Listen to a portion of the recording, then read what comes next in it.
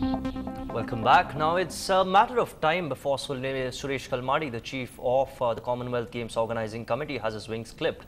Today, at a time when there are reports of fresh scams every single day ahead of the Commonwealth Games, the Cabinet Secretary chaired a meeting with all ministries concerned. This comes a day after NDTV reported that the Congress is considering an oversight group which would effectively approve or reject decisions made by Mr. Kalmadi. The party has already distanced itself from Suresh Kalmadi, and today the Prime Minister and Sonia Gandhi also discussed the issue at the party's core group meeting. Well, even though it may be Ramzan and today might be Friday, but violence in Kashmir does not seem to abate. Kashmir is on the boil. Fresh violence today reported in Kupwara, Sopore and Patan. 4 people in fact have died, and that too on a day. Friday prayers have been allowed after 6 weeks. 2 people were killed when CRPF opened fire on a mob in Bomai in Sopore. Then in Kupwara, paramilitary forces opened fire on people coming out of a mosque after dawn prayers this morning, although there are reports that people who came out of the mosque were the ones who actually indulged in stone pelting. Those are the visuals on your screen there in Kupwara. In Patan, a 55-year-old who was injured in a firing incident this morning also succumbed to injuries. The total number of people killed in violence in Kashmir in the last 2 months has now reached a staggering 55. In Srinagar, groups of young men pelted stones at security forces in parts of the old city, but there were no reports of any injuries.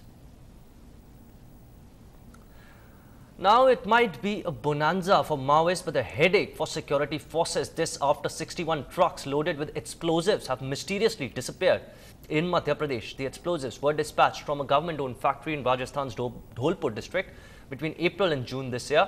Though they were meant to reach a factory in Madhya Pradesh Sagar district, they surprisingly vanished on the way. The Madhya Pradesh police is now probing this case that sent alarm bells ringing for security agencies. In fact, not much details are yet being available on whether they've been able to recover them or not.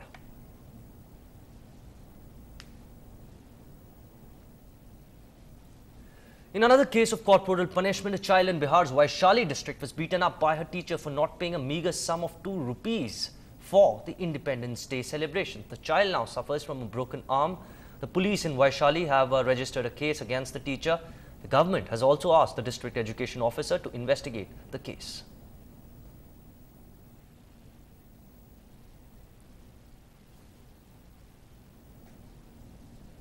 Now, as we approach the Madras Day, which is on the 22nd of August, we at NDTV Hindu have been bringing you slices every day of our city that was once Madras. Today, one step to the flavor of our city, Kapi. Well, does just hearing the word remind you of a certain tantalizing aroma? Everybody knows about it, but voted as the most favorite drink among Chennaites, NDTV Hindu rediscovers the flavor of Chennai. Take a look.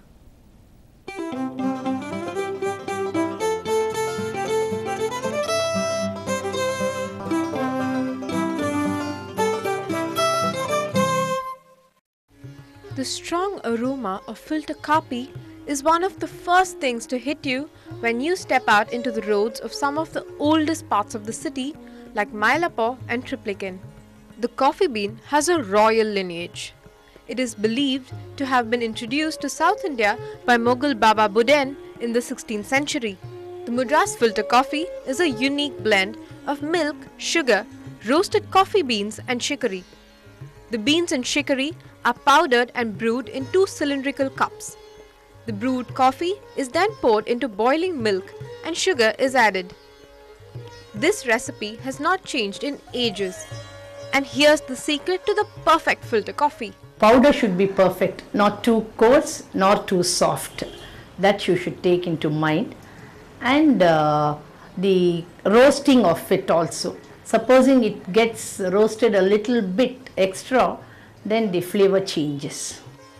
Traditionally served in a tumbler and dawara, there's something magical about the Madras filter coffee. Historians say that unless you drink a tumbler of filter coffee, you have not experienced the soul of Chennai. Coffee first point back the pond the coffee good corrodo. I like it very much. Morning every number எழுந்து பல்ல தேய்க்கிறது எவ்வளவு முக்கியமோ அவ்வளவு முக்கியம் எங்களுக்கு coffee. And no less than the Mozart of Madras, A.R. Rahman, paid tribute to this wonderful beverage which continues to bring waves of nostalgia to every Chennaiite. In Chennai, Pratiksha Ramkumar for NDTV Hindu. Well, that's a wrap on this show. News and updates continue. Stay with us.